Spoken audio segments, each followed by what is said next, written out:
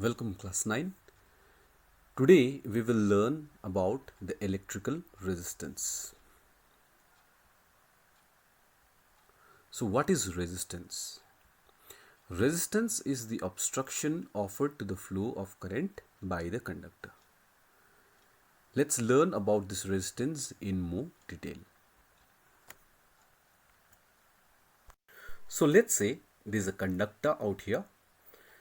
So this conductor has the electrons which are freely moving, and these free moving electrons are in random motion. That means they are moving in all possible directions. So when they move in all possible directions, the net flow of electrons will be zero. Net flow of electrons is zero means that when these electrons are flowing in all possible directions, okay, the net flow, that means they are not moving in a particular direction. So we can say that the electron carrying some charge will be zero. So there is no electron which is carrying any particular charge, and thus we can say there is no net flow is zero. But as soon as the two ends of the conductor here are connected by a battery, or it is provided by a potential difference, then these electrons will start moving in a particular direction, that is from the negative terminal towards the positive terminal, and hence they will have this speed increase.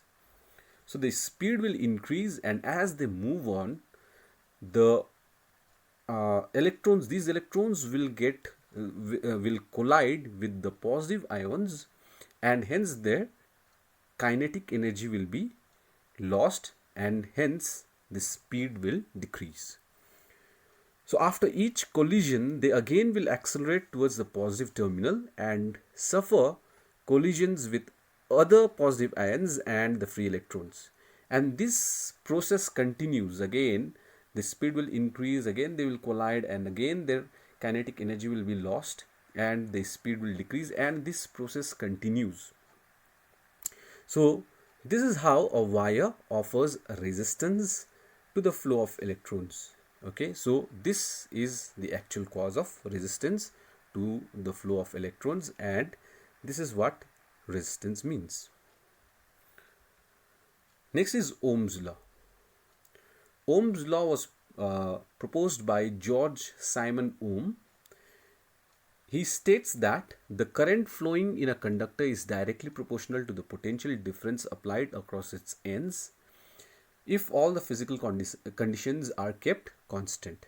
So this means that the current is proportional to the voltage, or we can say the potential difference. So more the potential difference, more the current will flow, or less the potential difference, so less will be the current flowing. So the current is directly proportional to the potential difference V. So this proportionality sign can be replaced by a mathematical sign if we write it as V by I is equals to some constant. So V by I is equal to constant. You'll learn about this more in class 10.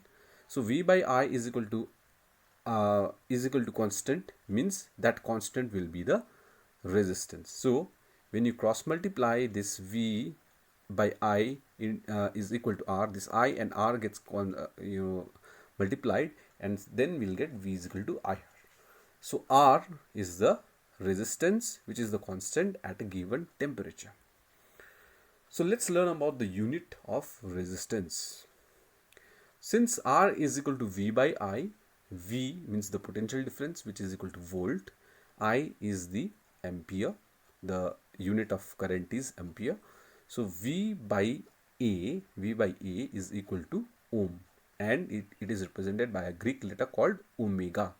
Okay, so this is omega, and in short we call it as ohm. So resistance, the unit of resistance is ohm.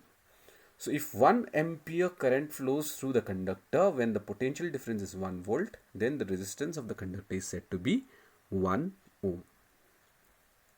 So 1 ohm is equal to 1 volt by 1 ampere, means if the potential difference is 1 volt and if the current flows through the circuit of 1 ampere, okay, then the resistance offered is 1 ohm. The factors affecting the resistance of a conductor. First one is the material of the wire. Different materials are of different types. Some are good conductors and some are bad conductors or insulators. So the good conductors will have less resistance and the bad conductors or insulators will have higher resistance. So it depends on the material of the wire. Next, it depends on the length of the wire. Means in longer the length of the wire, more will be the collisions of the moving electrons. Thus, if the length of the wire is more, then more resistance will be there, and if the wire is of shorter length, less will be the resistance. So it depends on the length of the wire as well. Thirdly, the resistance also depends on the area of cross section of wire. So in a thick wire, the electrons will get larger cross section area to flow compared to the thin wires. So the resistance is less if the area of cross section is more, or if the wire is thicker, less will be the resistance. If the wire is thin, then more will be the resistance. Also, it depends fourthly on the temperature of the wire. When the temperature of any conductor or wire increases, okay, so ions in it also will vibrate more. So more the vibrations, more will be the collisions inside the wire, and thus the resistance of the wire will increase. That means the resistance of the wire is more if there is more increase in the temperature of the wire. So these are the four factors in which the resistance of the conductor depends.